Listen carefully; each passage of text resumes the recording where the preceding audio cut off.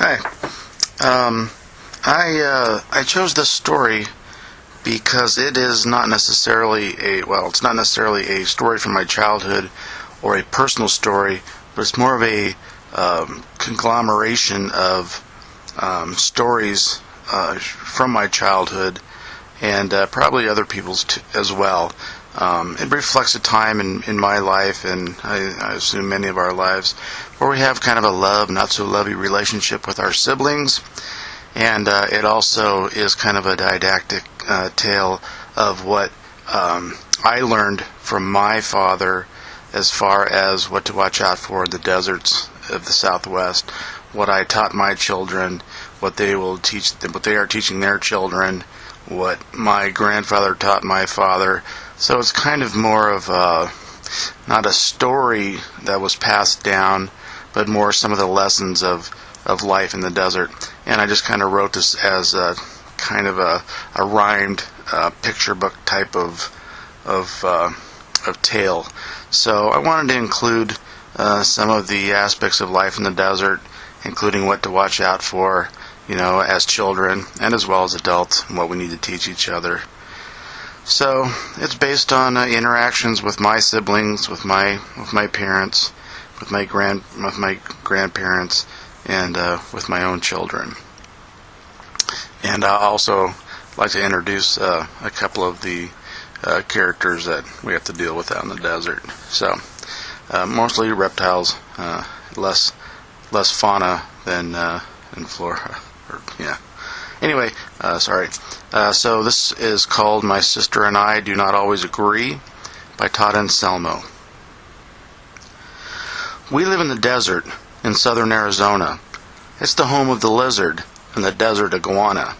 Our dad checks outside before we can play, because if there are snakes, we must stay away. See, snakes are our friends, and we share our yard with them, but we must be careful. Some snakes carry venom. I once saw a scorpion under a rock. My hand almost touched it. That was a shock. But scorpions also have poisons to fear. But I never hurt them. I just don't go near. One day I came home with a brown hairy spider. My sister got scared. She thought it would bite her. My sister and I, we don't always agree. I tattle on her.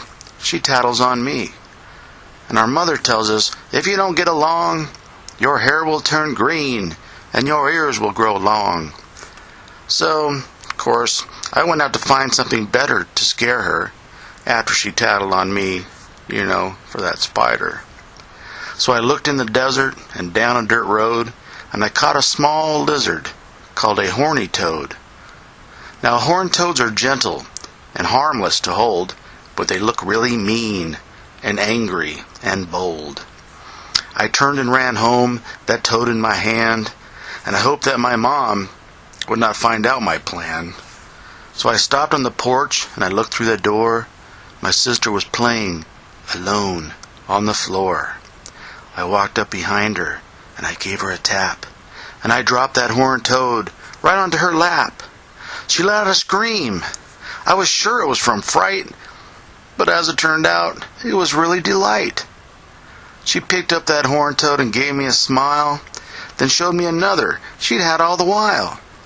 Fred here's my pet, my sister did say. He lives in my room, and he keeps bugs away. Now he won't be lonely. Oh, thank you, big brother. If you find any more, oh, please bring me another. My sister got up and she gave me a hug. My face got real warm, and I just stared at the rug. Yeah, sure, there are times when we don't get along, but this time I'm glad that my plan did go wrong. And now there is one thing on which we agree. I really like lizards, and well, so does she. The end. Thanks.